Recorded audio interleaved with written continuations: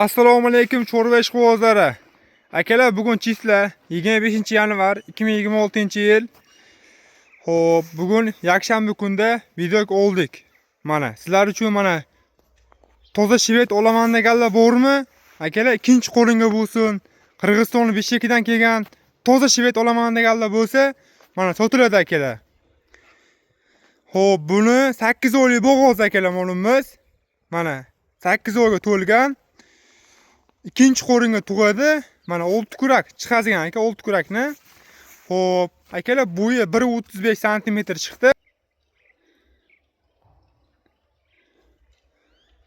Mana akalar, mashina molimiz, mana toza shvet. Mana akalar, fotoga chiqyapti akalar, kichkina mol emas. Mana sifati akalar zo'r. Xudo xolasa mana 8 oyga to'ldi molimiz. Mana akalar, yosh.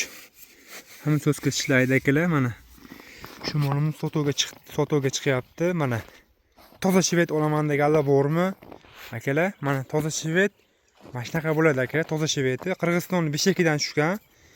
Mana Qirg'izistonning shvet akalar, bular 45dan kelgan. Oldin kelgan, mana fotoga chiqyapti.